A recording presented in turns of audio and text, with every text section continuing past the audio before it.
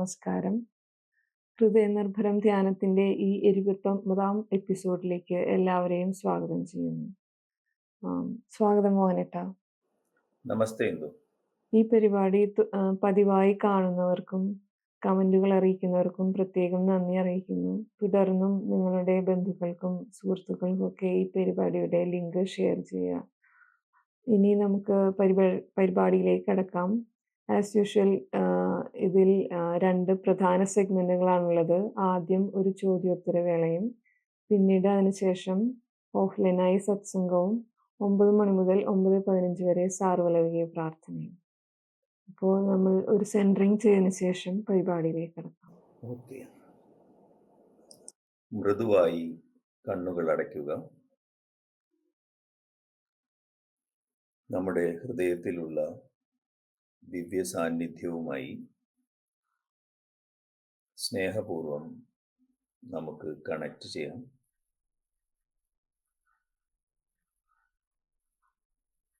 ഇനി ഈ ഒത്തുചേരലിൽ പങ്കെടുക്കുന്ന എല്ലാവരുടെയും ഹൃദയവുമായി സ്നേഹപൂർവം നമുക്ക് കണക്ട് ചെയ്യാം.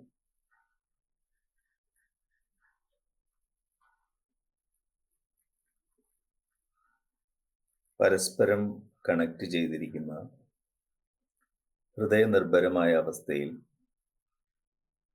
നമുക്കൊരു പ്രാർത്ഥന ചെയ്യാം. നമ്മുടെ ഈ ഒത്തുചേരൽ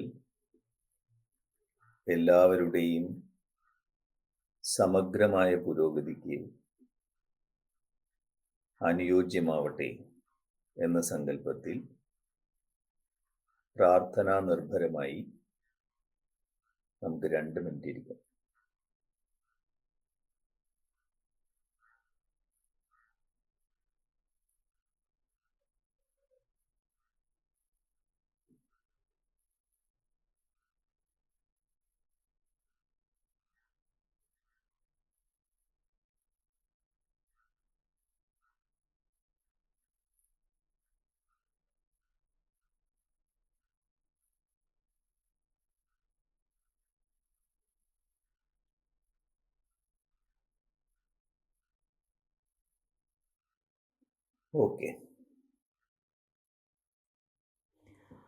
ഓക്കെ, ഇനി ഈ ആഴ്ചയിലെ ചോദ്യത്തിലേക്ക് കടക്കാം. ഈ ആഴ്ചയിലെ ചോദ്യം ദാജിയുടെ 4 പുസ്തകങ്ങളെ കുറിച്ചുള്ളതാണ്. അതായത് ഞാൻ കാണിക്കാം. ഇത് ഹാർട്ട്ഫുൾനെസ് വേ, പിന്നീട് ഡിസൈനിങ് ഡെസ്റ്റിനി, എല്ലാവർക്കും കാണാൻ പറ്റുമെന്ന് വിശ്വസിക്കുന്നു. 3ാമത്തെ പുസ്തകമാണ് വിസ്ഡം ബ്രിഡ്ജ്. 4ാമത്തെ ഒരു പ്രധാന പുസ്തകം സ്പിരിച്വൽ അനാറ്റമി. ഈ പുസ്തകങ്ങളെല്ലാം ആമസോണിൽ ബെസ്റ്റ് സെല്ലേഴ്സ് ആണല്ലോ ദാജിയുടെ. അപ്പോൾ നമ്മളെ മനസ്സിൽ ഇരുന്നൊരു ചോദ്യം, പുതുതായി സാധന തുടങ്ങിയ ഒരു അഭ്യാസിക്ക് നമ്മൾ ഏത് പുസ്തകമാണ് ആദ്യം പരിചയപ്പെടുത്തുക? അതുപോലെ തന്നെ ഈ 4 പുസ്തകങ്ങളുടെയും ഉള്ളടക്കത്തെ കുറിച്ച് ഒരു താരതമ്യം ചെയ്തുകൊണ്ട് ഒന്ന് സംസാരിക്കാമോ ഞങ്ങളോട്? ഹാർട്ട്ഫുൾനെസ്സിൻ്റെ ഗ്ലോബൽ ഗൈഡ് ദാജി മഹാരാജ് അദ്ദേഹത്തിൻ്റെ പ്രധാനപ്പെട്ട 4 പുസ്തകങ്ങളുടെ ഉള്ളടക്കത്തെക്കുറിച്ച് സംസാരിക്കാനാണ്, അതിനെക്കുറിച്ചാണ് ചോദ്യം.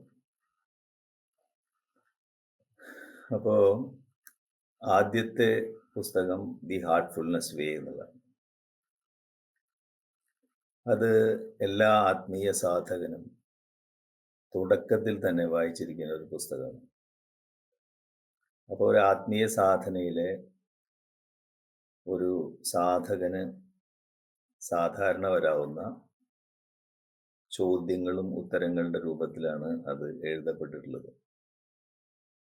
ഈ ചോദ്യങ്ങൾ ശ്രദ്ധിച്ചാൽ നമുക്ക് മനസ്സിലാവും, മിക്കവാറും ചോദ്യങ്ങൾ ബുദ്ധിപരമായ ചോദ്യങ്ങളാണ്. അതിന് അദ്ദേഹം കൊടുക്കുന്ന മറുപടി എന്ന് പറയുന്നത് ഹൃദയംഗമമായ മറുപടിയാണ്. അപ്പോൾ ചോദ്യം ബുദ്ധിയിൽ നിന്നാണെങ്കിലും ബുദ്ധിയെ ഹൃദയത്തിലൂടെ ബൈപ്പാസ് ചെയ്തുകൊണ്ട് മനോഹരമായ ഉത്തരങ്ങളാണ് അതിൽ പറഞ്ഞിട്ടുള്ളത്. അപ്പോൾ നമ്മുടെ മനസ്സ്, ബുദ്ധി, അഹങ്കാരം അടങ്ങുന്ന ബോധത്തിൽ നിന്നും വരുന്ന യുക്തിയുക്തമായിട്ടുള്ള ബുദ്ധിപൂർവമായ ചോദ്യങ്ങൾക്ക് ഹൃദയത്തിലൂടെ ബൈപ്പാസ് ചെയ്ത് ഹൃദയംഗമമായ മറുപടി നമ്മൾ ജീവിതത്തിലും പ്രയോഗിക്കേണ്ട ഒരു രീതിയാണത്. അതാണ് ഈ ഹാർട്ട്ഫുൾനെസ് വേ എന്നുള്ള പുസ്തകം. അതാണ് നമ്മൾ തുടക്കത്തിൽ ഒരു ആത്മീയ സാധകൻ അല്ലെങ്കിൽ ഫസ്റ്റ് സിറ്റിംഗ് കഴിഞ്ഞ് ആദ്യം വായിക്കേണ്ട പുസ്തകം അതാണ്. ഇത് ഹാർട്ട്ഫുൾനെസ് മാസ്റ്റേഴ്സ് ഇതുവരെ പറഞ്ഞിട്ടുള്ള കാര്യങ്ങൾ തന്നെയാണ് അതിൽ പറഞ്ഞിട്ടുള്ളത്. 1873 ലാലാജി മഹാരാജിന്റെ കാലഘട്ടം. ആ സമയത്ത് അദ്ദേഹം പറഞ്ഞിരുന്നത് ഉദാത്തമായ ജീവിതത്തിന്റെ ലക്ഷ്യങ്ങളെ കുറിച്ചാണ്. ശാന്തി, അതുപോലെ മോക്ഷപ്രാപ്തി, സാക്ഷാത്കാരം, ലയം, അങ്ങനെ ഉദാത്തമായ ജീവിത ലക്ഷ്യത്തെക്കുറിച്ചാണ് ലാലാജി മഹാരാജ് പറഞ്ഞുകൊണ്ടിരുന്നത്. അന്ന് ആത്മീയ സാധകർ ചോദിച്ചിരുന്നു ഇത്തരം ചോദ്യങ്ങളാണ്. പക്ഷേ ഇന്ന് ആളുകൾ ചോദിക്കുക, എൻ്റെ സ്ട്രെസ് മാറാൻ എന്താണ് പരിഹാരം, എൻ്റെ ആങ്സൈറ്റിക്ക് എന്താണ് സൊല്യൂഷൻ, ഡിപ്രഷൻ എങ്ങനെ മാറ്റാം, ഹെൽത്ത് പ്രോബ്ലംസ് എങ്ങനെ മാറ്റാം, ഇത്തരം ചോദ്യങ്ങളാണ് ഇന്ന് ആളുകൾ ചോദിക്കുന്നത്. അപ്പോൾ തലമുറ മാറി, മുൻഗണനകളും മാറി. ഈ പുസ്തകം പഴയ വീഞ്ഞ് പുതിയ കുപ്പിയിൽ എന്ന് പറയുന്ന പോലത്തെ ഒരു പുസ്തകമാണ്.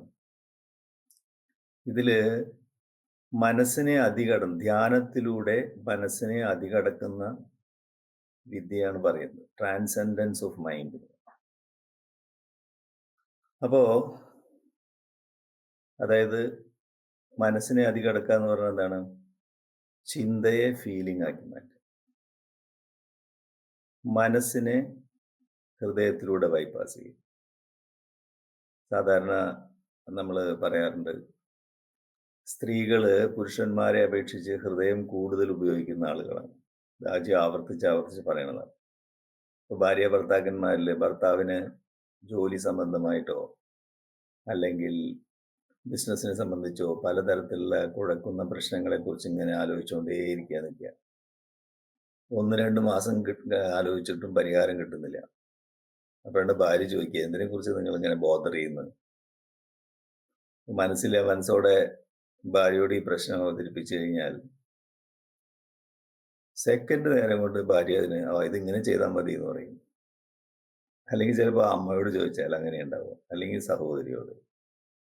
അപ്പൊ സ്ത്രീകള് ഹൃദയത്തിന്റെ ഉപയോഗം അവർക്ക് കൂടുതൽ ഇന്റൻസിറ്റി ഉണ്ട്. സൃഷ്ടിയിൽ തന്നെ അങ്ങനെയാണ്, ആ ഒരു മുൻഗണന അവർക്ക് കിട്ടിയിട്ടുണ്ട്. പക്ഷേ ആത്മീയമായിട്ട് പുരോഗമിക്കാനുള്ള സാധ്യത അവർക്കാണ് കൂടുതലെങ്കിലും ഹൃദയത്തിന്റെ ഉപയോഗമുണ്ട്. കുടുംബവുമായിട്ടുള്ള വൈകാരികതമായിട്ടുള്ള ബന്ധം കൊണ്ട് പലപ്പോഴും ലക്ഷ്യം നഷ്ടപ്പെടുന്ന കാഴ്ച നമ്മൾ കാണാം. പക്ഷെ പുരുഷന്മാരെ സംബന്ധിച്ചിടത്തോളം അവർ മനസ്സിനെ ട്രാൻസെൻഡ് ചെയ്യുകയും അതികടക്കുകയും അതോടൊപ്പം തന്നെ ഒരു കുടുംബം മാനേജ് ചെയ്യുകയും ചെയ്യും. അപ്പോ പ്രകൃതി ആത്മീയ പുരോഗതിക്ക് സ്ത്രീകൾക്കാണ് കൂടുതൽ സൗഭാഗ്യം കൊടുത്തിരിക്കുന്നതെങ്കിലും താരതമ്യേന ഒരു പാരഡോക്സ് ആണ്, പുരുഷന്മാരാണ് അതിൽ മുന്നേറുന്ന കാഴ്ച നമ്മൾ കാണുക. അതായത് സ്ത്രീകൾ കുറച്ച് പുരുഷന്മാരുടെ സ്വഭാവം അക്വയർ ചെയ്തിട്ടുണ്ട്, അതുപോലെ പുരുഷന്മാർ സ്ത്രീകളുടെ സോഫ്റ്റ്നെസ്സും എല്ലാം അക്വയർ ചെയ്യേണ്ട, അങ്ങനെ പരസ്പരം ക്വാളിറ്റീസ് അക്വയർ ചെയ്യുകയാണെങ്കിൽ ഒരു സന്തുലിതാവസ്ഥ നമുക്ക് സൃഷ്ടിക്കാൻ കഴിയും. അപ്പോൾ ഇനിയിപ്പോൾ നേരത്തെ പറഞ്ഞ ഉദാത്തമായ ലക്ഷ്യങ്ങളെ കുറിച്ച് നമ്മൾ പറഞ്ഞില്ലേ, അതായത് സാക്ഷാത്കാരം, മോക്ഷപ്രാപ്തി, ലയം, അല്ലെങ്കിൽ എങ്ങനെ സ്ട്രെസ്സിനെ അതികടക്കാം, എങ്ങനെ ആങ്സൈറ്റി നമുക്ക് രക്ഷപ്പെടാം. ഈ ചോദ്യങ്ങൾക്ക് എല്ലാത്തിനും ഒരേ ഒരു ഉത്തരമാണ്. തുടങ്ങുന്നത് എങ്ങനെയാണ്?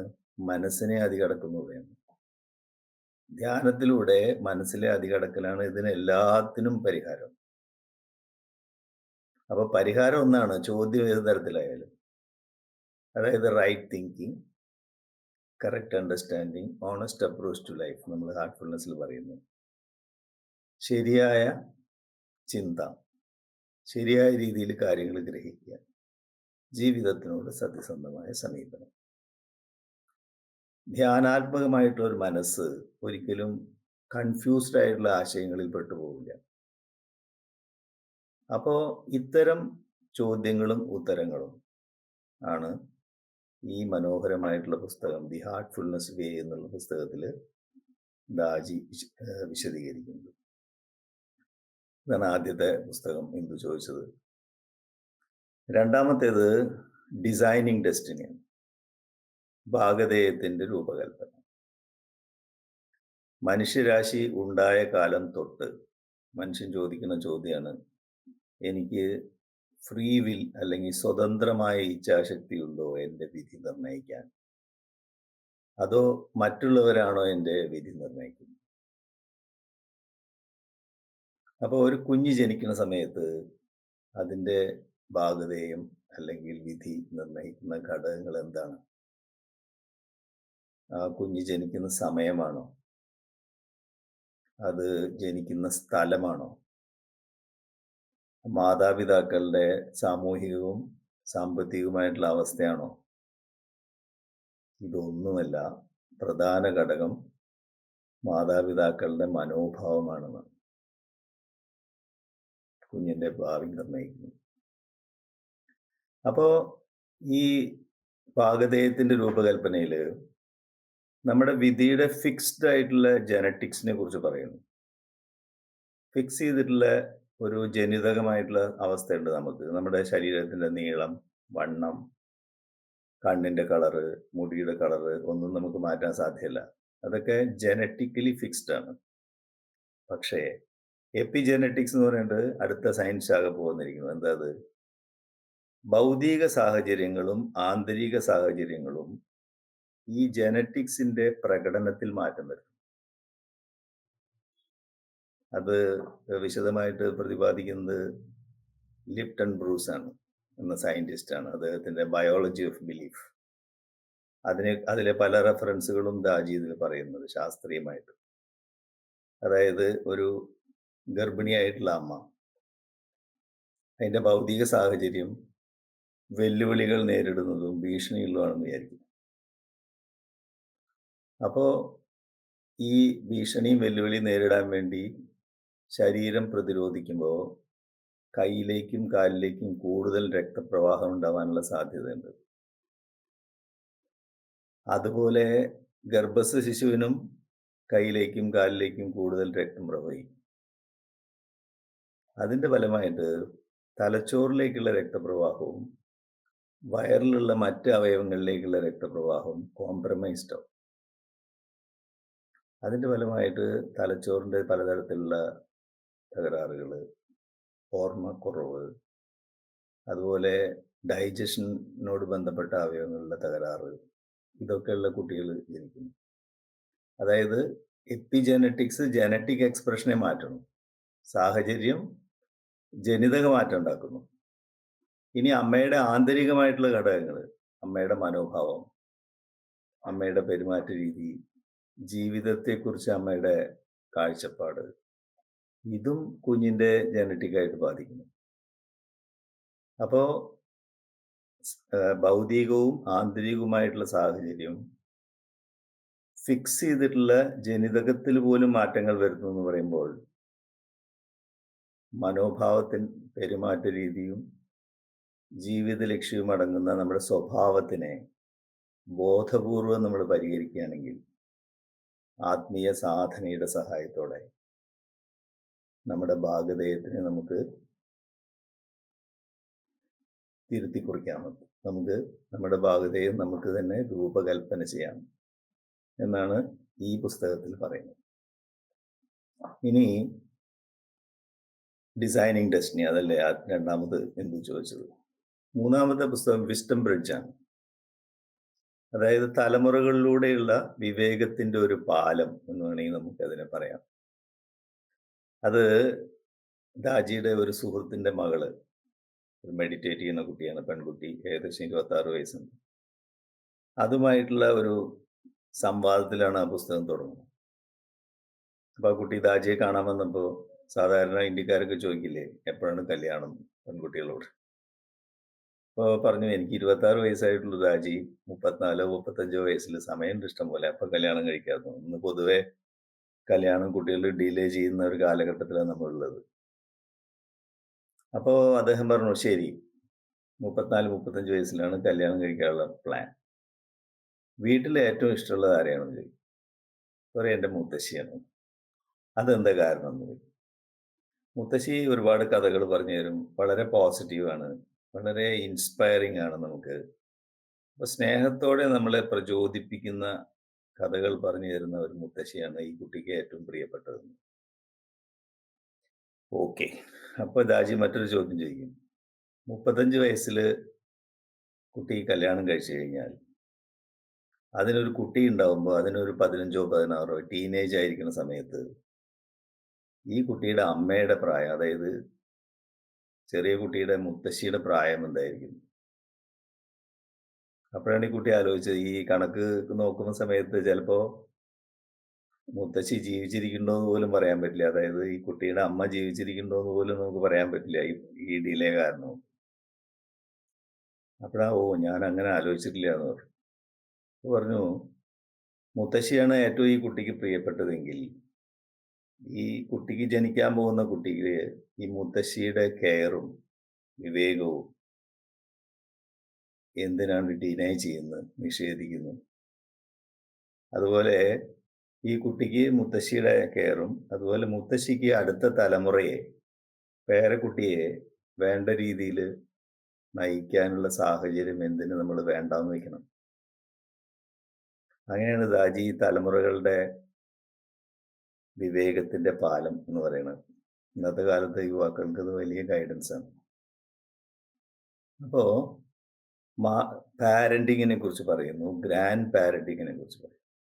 അച്ഛനും അമ്മയും അടുത്ത തലമുറയെ എങ്ങനെ വാർത്തെടുക്കേണ്ടതുണ്ട്, മുത്തശ്ശനും മുത്തശ്ശിയും പേരക്കുട്ടികളെ എങ്ങനെ രൂപപ്പെടുത്തിയെടുക്കേണ്ടതുണ്ട്. അപ്പം അച്ഛനും അമ്മയുടെ വൈബ്രേഷൻ അനുസരിച്ചാണ്, അവരുടെ വൈബ്രേഷൻ്റെ പാറ്റേൺ അനുസരിച്ചുള്ള ഒരു ആത്മാവിനെയാണ് അവർ സ്വീകരിക്കുന്നത്. അവർ തമ്മിൽ യോജിക്കുന്ന സമയത്ത് അതൊരു ലോക്ക് ആൻഡ് കീ പോലെ അങ്ങനെയാണ് സോൾ വരുന്നത്. അതുകൊണ്ടാണ് നമ്മൾ മാതാപിതാക്കളുടെ മനോഭാവമാണ് കുട്ടിയുടെ വിധി നിർണ്ണയിക്കുന്നതെന്ന് പറഞ്ഞത്. അപ്പോൾ അതിനുവേണ്ടി നമ്മൾ പ്രിപ്പറേഷൻസ് ആവശ്യമാണ് അടുത്ത തലമുറയ്ക്ക് വേണ്ടിയിട്ട്. മഹാഭാരതത്തിലെ എക്സാമ്പിൾ എപ്പോഴും ദാജി പറയാറുണ്ടല്ലോ. ധൃതരാഷ്ട്ര, പാണ്ഡു, വിതുരൻ എന്നവരുടെയൊക്കെ ജനനം. വിധവകളായിട്ടുള്ള ഈ 2 രാജകുമാരിമാരിൽ സന്താനോൽപാദനം നടത്താൻ പറയാണ് വ്യാസമഹർഷിയോട്. അപ്പോൾ അദ്ദേഹത്തിന്റെ ഭീകരരൂപം കണ്ട് ആദ്യത്തെ രാജകുമാരി കണ്ണടച്ചു. അപ്പോഴാണ് അന്ധനായിട്ടുള്ള ധൃതരാഷ്ട്രൻ. രണ്ടാമത്തെ രാജകുമാരി വിളറി വെളുത്തു. അപ്പോൾ പാണ്ഡു, ലൂക്കോഡോർമിക് ആയിട്ടുള്ള കുട്ടി. മൂന്നാമതൊരു ശ്രമത്തിന് അവർ തയ്യാറായില്ല, അതിന് പകരം തോഴി അയക്കുകയാണ്. അപ്പൊ തോഴി അത് മഹത്തായിട്ടൊരു അവസരമായിട്ട് എടുത്തു. ഒരു മഹാഋഷിയുമായിട്ട് യോജിക്കാനുള്ള ഒരു അവസരമാണ് കിട്ടിയിരിക്കുന്നത്. അപ്പൊ ആ സ്നേഹവും ഭക്തിയും വിശ്വാസത്തോടു കൂടി, അപ്പൊ അതിന്റെ വൈബ്രേഷൻ ആലോചിച്ച് നോക്കൂ. ആ ദിവ്യമായ വൈബ്രേഷനിലാണ് ഇത് സ്വീകരിക്കുന്നത്. അങ്ങനെയാണ് മഹാനായിട്ടുള്ള വിതുരരുടെ ജനനം. ധർമ്മപുത്രരുടെ രാജ്യം ഏറ്റെടുക്കുന്നവരെ പ്രധാനമന്ത്രിയായിട്ടുള്ള ഈ വിതുരരാണ് ഹസ്തിനപുരം ഭരിച്ചുകൊണ്ടിരുന്നത്. അപ്പോൾ ഈ വ്യാസന് ഈ സത്യവതി നിർദ്ദേശം കൊടുക്കുമ്പോൾ അദ്ദേഹം പറയും, ഈ രാജകുമാരിമാര് വിധവകളാണ്, അവരുള്ള ഒരുപാട് ഇംപ്രഷൻസ് ഉണ്ട്, അവർ മാനസികമായിട്ട് വളരെ ബുദ്ധിമുട്ടിലാണുള്ളത്. ഇപ്പോൾ ഒരുപാട് സങ്കീർണതകളും മാലിന്യങ്ങളും അവരുടെ ഉള്ളിലുണ്ട്. ഞാൻ ചില തപശ്ചര്യകൾ അവർക്ക് വേണ്ടി നിർദ്ദേശിക്കാം. 1 വർഷം അവരത് ചെയ്യട്ടെ, അതിനുശേഷം ഞാൻ വരാം, അപ്പോഴാണ് ഇതിന് അനുകൂലമായ സാഹചര്യം എന്ന് പറയും. സത്യവതി സമ്മതിക്കില്ല, ആ സമയം കളയാനില്ല എന്ന് പറഞ്ഞിട്ട് പിന്നെ അമ്മയുടെ ആജ്ഞയല്ലേ എന്ന് വിചാരിച്ചാൽ അതനുസരിക്കുകയാണ്. അതായത് വേണ്ട രീതിയിലുള്ള പ്രിപ്പറേഷൻസ് ആവശ്യമാണ് നടത്തുന്നത്. ഇതൊക്കെ നമുക്ക് മനസ്സിലാക്കണമെന്നാണ്. പാരൻസ് ആയാലും അച്ഛനമ്മമാരായാലും മുത്തശ്ശനും മുത്തശ്ശിയായാലും അടുത്ത തലമുറയ്ക്ക് വേണ്ടിയിട്ട് ഒരുപാട് പ്രിപ്പറേഷൻസ് ആവശ്യമാണ്. ഈ പ്രിപ്പറേഷൻസ് ആ സ്ത്രീയും പുരുഷനും യോജിക്കുന്ന ആ സമയത്ത് നമ്മുടെ മനോഭാവം മാറ്റാൻ സാധ്യമല്ല. അപ്പോൾ ഒരു ആത്മീയ പരിശീലനത്തിലൂടെ, ഒരു തയ്യാറെടുപ്പിലൂടെ നമ്മുടെ മനോഭാവവും പെരുമാറ്റ രീതിയും ലക്ഷ്യം ബോധവും ബോധപൂർവം പരിഹരിക്കുമ്പോഴാണ് നമ്മൾ പരിവർത്തനം ചെയ്യുമ്പോഴാണ് മനോഹരമായിട്ടുള്ള ഒരു ഭാവി തലമുറ നമുക്കുണ്ടാവണം എന്നാണ് ഈ പുസ്തകത്തിൽ രാജി പറയുന്നത്. ഇനി ഏതാണ് ബാക്കിയുള്ള പുസ്തകം? സ്പിരിച്വൽ അനാട്ടമി അല്ലേ? സ്പിരിച്വൽ അനാട്ടമിയിലേക്ക് വന്നാൽ അതൊരു എവറസ്റ്റ് കൊടുമുടി കയറുന്ന പോലെയാണ്. അതായത് വ്യത്യസ്തമായ ഹൈറ്റിൽ നമ്മൾ എത്തുന്ന സമയത്ത് നമ്മൾ കാണുന്ന കാഴ്ചകൾ വ്യത്യസ്തമാകും അല്ലേ? ഇത് ആന്തരികമായ ആത്മീയ യാത്രയാണ് ബോധത്തിലൂടെ. അപ്പൊ ആ ബോധത്തിന്റെ താഴ്വരയിൽ നമ്മൾ നിൽക്കുന്ന സമയത്ത് നമ്മൾ കാണുന്ന കാഴ്ചകൾ വ്യത്യസ്തമാണ്. കുറച്ച് ഉയരത്തിൽ പോയിട്ട് ഒരു കുന്ന് പോലുള്ള സ്ഥലത്ത് എത്തിക്കഴിഞ്ഞാൽ നമ്മൾ കാണുന്ന ബോധത്തിന്റെ അവസ്ഥ വ്യത്യസ്തമാണ്, കാഴ്ച.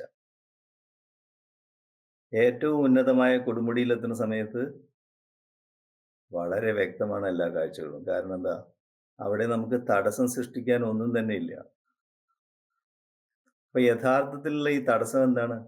നമ്മുടെ ഉള്ളിലുള്ള ഫിൽറ്റേഴ്സ് ആണ്. മറ, പർദ്ദ. എന്താണ് ആ പർദ്ദ? ആ പർദ്ദയിൽ കൂടെ ഈ ബോധം പോകുന്ന സമയത്താണ് വികലമായിട്ടുള്ള കാഴ്ച നമ്മൾ കാണുന്നത്. എന്തൊക്കെയാണ് പർദ്ദകൾ? നമ്മുടെ ഇഷ്ടാനിഷ്ടങ്ങൾ, നമ്മുടെ ആഗ്രഹങ്ങൾ, നമ്മുടെ മുൻവിധികൾ, നമ്മുടെ അഹങ്കാരം. ഈ ഫിൽറ്റേഴ്സ് കൂടെ നമ്മൾ നോക്കുന്ന സമയത്ത് ചില കാര്യങ്ങൾ നമ്മൾ കാണുന്നു, ചില കാര്യങ്ങൾ നമ്മൾ കാണാൻ ആഗ്രഹിക്കുന്നില്ല. അപ്പോൾ നമ്മുടെ കാഴ്ചയുടെ ഇടയ്ക്ക് വരുന്ന ആ ഫിൽറ്ററിനെ കുറിച്ച് ആലോചിച്ച് നോക്കൂ. ഈ ഒരു ഗ്രൂപ്പ് സുഹൃത്തുക്കൾ ഒരു പർച്ചേസിന് പോവുക, ഷോപ്പിങ്ങിന് പോവുക എന്നൊക്കെയാണ്. ഓരോരുത്തരും പർച്ചേസ് ചെയ്യുന്ന ഓരോ സാധനങ്ങളായിരിക്കും. എന്താ കാരണം? ഈ ഉള്ളിലുള്ള ഫിൽറ്റേഴ്സ് അനുസരിച്ചാണ് അത് ചോയ്സ് എടുക്കുന്നത്. ചിലര് വ്യത്യസ്തമാവാൻ വേണ്ടിയിട്ട് തന്നെ ചില ചോയ്സ് എടുക്കും. ഞാൻ മറ്റുള്ളവരിൽ നിന്ന് ഡിഫറെൻ്റ് ആവാൻ വേണ്ടിയിട്ട്. ഉദാഹരണത്തിന് ചിലർ വളരെ വില കുറഞ്ഞതും ഉപയോഗമുള്ള വസ്തുക്കൾ വാങ്ങില്ല. കാരണം ഏറ്റവും വിലപിടിപ്പുള്ള സാധനങ്ങൾ മാത്രം ഉപയോഗിക്കുന്ന ഒരു ഐഡന്റിറ്റി കീപ്പ് ചെയ്യാൻ വേണ്ടി. എത്രയോ പേരെ നമുക്ക് ഇങ്ങനെ കാണാൻ പറ്റും. അത് നമ്മൾ വ്യത്യസ്തരാണെന്ന് കാണിക്കാനാ. ഇത് ഈഗോവിന്റെ ഒരു പ്രകടനമാണ്. അപ്പൊ ഈ ഫിൽറ്റേഴ്സിനനുസരിച്ച് ബോധത്തിന്റെ വ്യത്യസ്തമായ തലങ്ങൾ, അതിനെ ചക്രങ്ങൾ എന്ന് പറയുന്നു നമ്മുടെ ഹ്യൂമൻ ഫ്രെയിമിൽ. അങ്ങനെ 13 ചക്രങ്ങളെ കുറിച്ചാണ് ദാജി ഈ പുസ്തകത്തിൽ പറയുന്നത്. ഈ 13 ചക്രങ്ങൾ എന്ന് പറയുന്നത് ബോധത്തിന്റെ വ്യത്യസ്തമായിട്ടുള്ള തലങ്ങളാണ്. ചക്രം എന്ന് പറഞ്ഞാൽ എനർജിയുടെ ഘനീഭാവം എന്നർത്ഥം. അപ്പൊ ആ ഘനീഭാവത്തിന്റെ ഇന്റൻസിറ്റി അനുസരിച്ചാണ് ഈ ചക്രങ്ങളുടെ പുരോഗതി. അപ്പൊ ഇത് സാങ്കല്പികമാണോ ഈ ചക്രങ്ങൾ എന്ന് വെച്ചാൽ? സാങ്കല്പികമാണെന്ന് തോന്നുമെങ്കിലും ഇത് വളരെ റിയലാണ്. എന്താ കാരണം? നമ്മളെ ഒരു ഗ്ലോബിന്റെ മാപ്പ്, നമ്മുടെ ഭൂമിയുടെ മാപ്പ് എടുക്കുന്ന സമയത്ത് അതിൽ നമ്മൾ ലാറ്റിറ്റ്യൂഡ് ആൻഡ് ലോഞ്ചിറ്റ്യൂഡ് എന്ന് പറയില്ലേ, അക്ഷാംശ രേഖകളും രേഖാംശ രേഖകളും.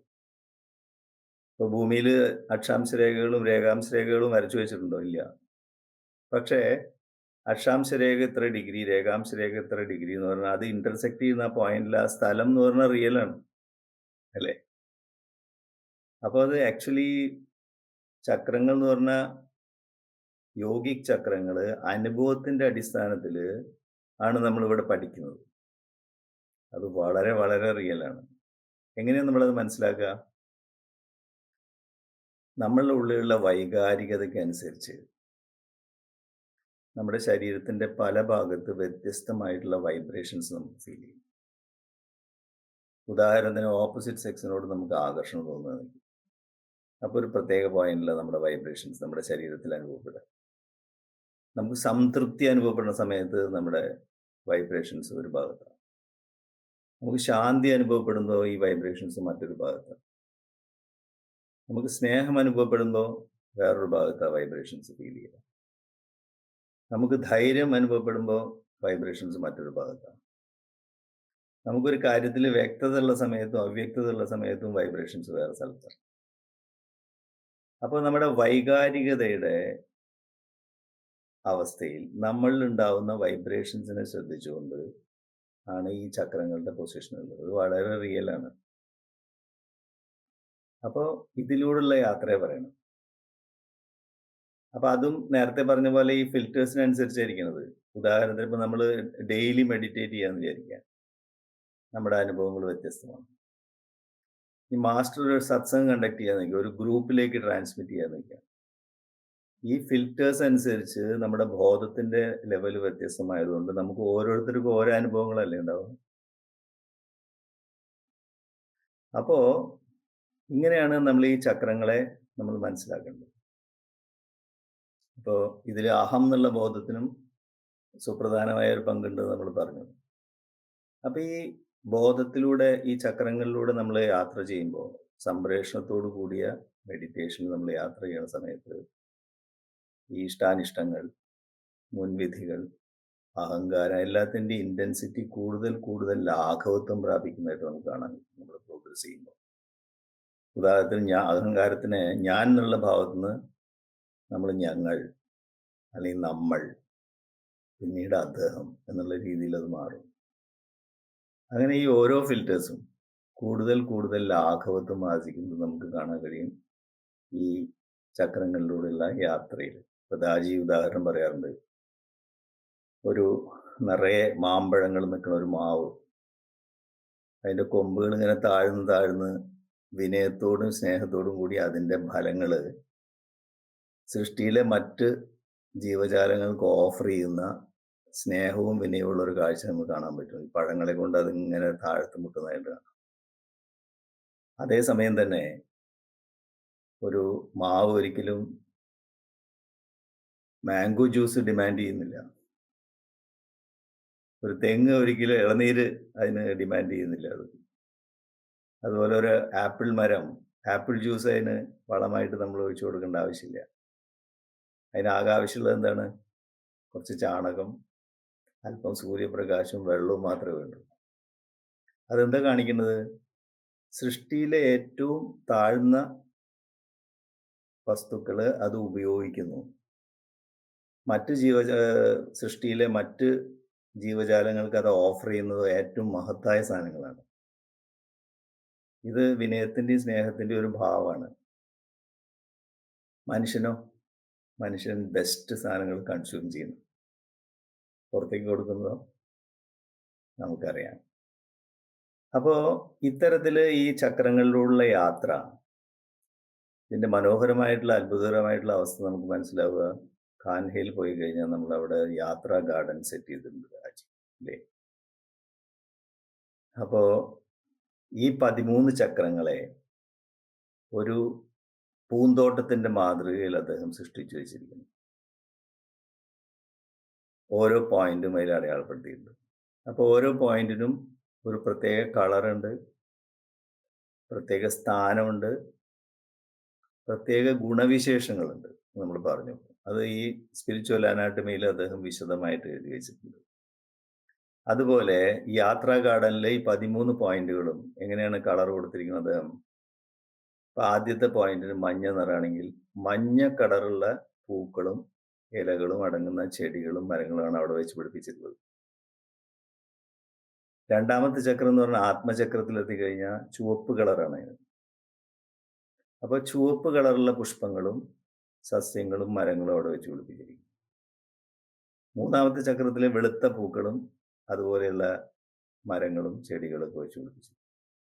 അത് മാത്രമല്ല, ആ മണ്ണിനെയും ആ സ്ഥലത്തെയും ആ ചെടികളെയും പൂക്കളെയും എല്ലാം അദ്ദേഹം ചാർജ് ചെയ്തിരിക്കണം. സ്പിരിച്വൽ ചാർജ്, അദ്ദേഹത്തിന്റെ യോഗശക്തി ഉപയോഗിച്ച് ചാർജ് ചെയ്തിരിക്കുന്നു. എങ്ങനെ നമ്മളത് അറിയാം? നമ്മൾ അവിടെ പോയിരുന്ന് മെഡിറ്റേറ്റ് ചെയ്താൽ, ഒന്നാമത്തെ ചക്രത്തിന്റെ അവിടെ നമ്മൾ പോയിരുന്ന് ധ്യാനിച്ചാൽ, ആ ചക്രത്തിന്റെ സ്വഭാവമായിട്ടുള്ള സംതൃപ്തി, സമാധാനം, അതുപോലെ ആ വിറ്റ്നസ് ആയിരിക്കണ ഭാവമൊക്കെ നമുക്ക് അനുഭവപ്പെടുന്നു. അപ്പൊ ആലോചിച്ച് നോക്കൂ, ഈ ചെടികളെയും ഈ മണ്ണിനെയും മരങ്ങളെയും അദ്ദേഹം യോഗ സംപ്രേഷണത്തിലൂടെ ചാർജ് ചെയ്തിരിക്കുന്നു. നമുക്കറിയാം, മരങ്ങളിലേക്കും ചെടികളിലേക്കൊക്കെ സംപ്രേഷണം ചെയ്ത ആയിരക്കണക്കിന് വർഷം അത് ആ ചാർജ് നിലനിർത്തും. ഇതൊരു അത്ഭുതകരമായ വസ്തുതയല്ലേ? ഞാൻ കഴിഞ്ഞ കോവിഡ് കാലത്ത് ഞാൻ കാൻഹയിൽ ഒരു 21 ദിവസം ഉണ്ടായിരുന്നു. എല്ലാ ദിവസവും യാത്രാ ഗാർഡനിൽ പോകും നടക്കാൻ. അപ്പോഴാണ് എനിക്ക് ഈ ഐഡിയ തോന്നിയത്. ഓരോ ദിവസം ഈ ഓരോ പോയിന്റിനെ പ്രതിനിധാനം ചെയ്യുന്ന സ്ഥലത്തിരുന്ന് മെഡിറ്റേറ്റ് ചെയ്യാം. അന്നാണ് എനിക്ക് ഈ അത്ഭുതകരമായ അങ്ങനെ 13 ദിവസം ഞാൻ കണ്ടിന്യൂ ചെയ്തു. ഓരോ ദിവസം മെഡിറ്റേറ്റ് ചെയ്യുമ്പോഴും ആ സ്പിരിച്വൽ അനാട്ടമിയിൽ എഴുതി വെച്ചിരിക്കുന്ന ഓരോ ചക്രത്തിൻ്റെ സ്വഭാവ വിശേഷങ്ങൾ നമ്മുടെ ഉള്ളിൽ ഫീലിംഗ് ആയിട്ട് കിട്ടും. അപ്പോൾ ആത്മചക്രയിൽ നമ്മൾ പോയിരുന്ന് മെഡിറ്റേറ്റ് ചെയ്യുക സെക്കൻഡ് പോയിന്റിൽ റെഡ് കളറുള്ള പുഷ്പങ്ങളൊക്കെ നിറഞ്ഞു നിൽക്കുന്നു. അപ്പോൾ ഡീപ്പായിട്ടുള്ള ശാന്തി നമുക്ക് ഫീൽ ചെയ്യും. ഇതൊരു അത്ഭുതമല്ലേ? ലോകത്തിലെ ഏറ്റവും വലിയൊരു അത്ഭുതമായിട്ട് ഞാൻ അതിനെ കാണുന്നുണ്ട്. കാരണം ഈ പുസ്തകത്തിൽ അദ്ദേഹം എഴുതി വെച്ചിട്ടുള്ള നമുക്ക് സാങ്കല്പികമെന്ന് തോന്നുന്ന നമ്മുടെ ശരീരത്തിലെ ഹ്യൂമൻ ഫ്രെയിമിലുള്ള സ്പിരിച്വൽ ചക്രാസ് ബോധത്തിൻ്റെ അടിസ്ഥാനത്തിൽ ആ എഴുതി വെച്ചതിനെ ഭൗതിക രൂപത്തിൽ അദ്ദേഹം സൃഷ്ടിച്ചു വെച്ചിരിക്കുന്നു. സൃഷ്ടിച്ചു വയ്ക്കുക മാത്രമല്ല, അതിനെ ചാർജ് ചെയ്തിരിക്കുന്നു. അപ്പം ആ മണ്ണിനെയും മരങ്ങളെയും പുഷ്പങ്ങളെയും ചാർജ് ചെയ്തിട്ട് അവിടെ ഇരുന്ന് മെഡിറ്റേറ്റ് ചെയ്യുന്ന മനുഷ്യന് അതേ ഫീലിംഗ് ഉണ്ടാക്കും. ഇത് കാണുമ്പോൾ നമുക്ക് എന്താ തോന്നുക? എത്ര ഉന്നതനായിട്ടുള്ള ഒരു ഗുരുവിൻ്റെ കീഴിലാണ് നമ്മൾ ധ്യാനം പരിശീലിക്കുന്നതെന്ന് തോന്നും അല്ലേ? ശങ്കരാചാര്യർ പറഞ്ഞ മനുഷ്യത്വം, മുമുക്ഷുത്വം, മഹാപുരുഷ സംശ്രയം എന്ന് പറയില്ലേ, മഹാഭാഗ്യങ്ങൾ. അതിലെ ഏറ്റവും വലിയ മഹാഭാഗ്യമാണ് മഹാപുരുഷ സംശ്രയം.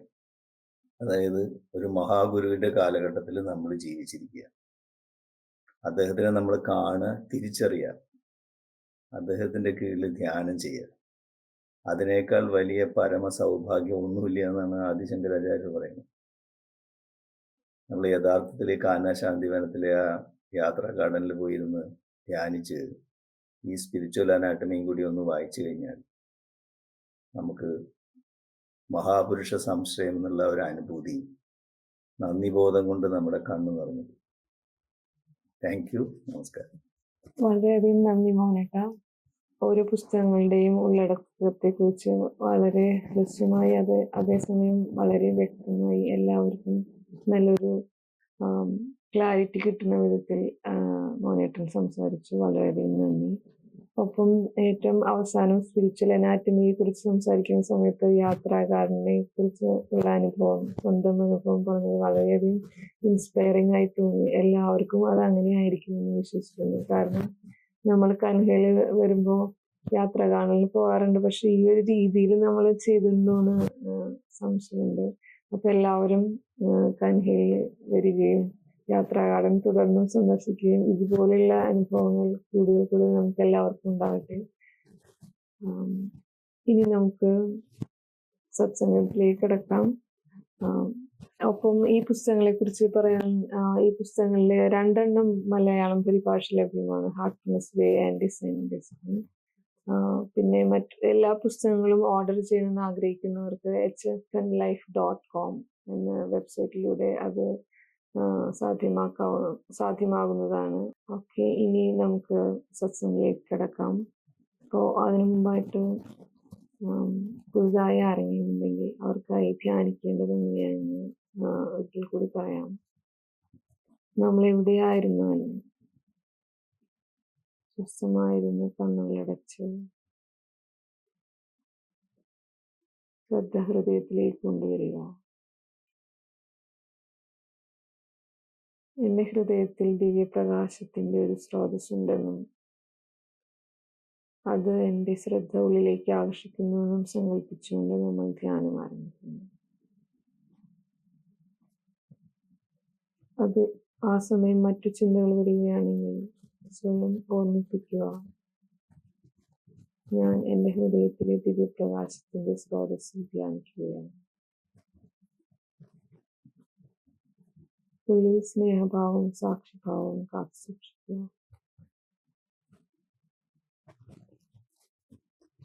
ഇനി 9 മണി മുതൽ 9:15 വരെ സാർവലഭ്യ പ്രാർത്ഥന. അതിങ്ങനെയാണ്: ലോകത്തെല്ലാവരിലും സ്നേഹവും ഭക്തിയും വിശ്വാസവും സാഹോദര്യവും നിറയുന്നു എന്ന സങ്കല്പത്തിൽ നമ്മൾ 15 നിമിഷം 15 മിനിറ്റ് ധ്യാനിക്കുന്നു. 9 മണി മുതൽ 9:15. ഓക്കെ. അപ്പോൾ നമുക്ക് 9 മണി വരെ ധ്യാനിക്കാം സത്സംഗം. 9 മുതൽ 9:15 വരെ സാർവലൗകിക പ്രാർത്ഥന. ഈ സമയത്ത് നമ്മൾ യൂട്യൂബ് ഡിസ്കണക്ട് ചെയ്യാണ്. Thank you. നമസ്കാരം.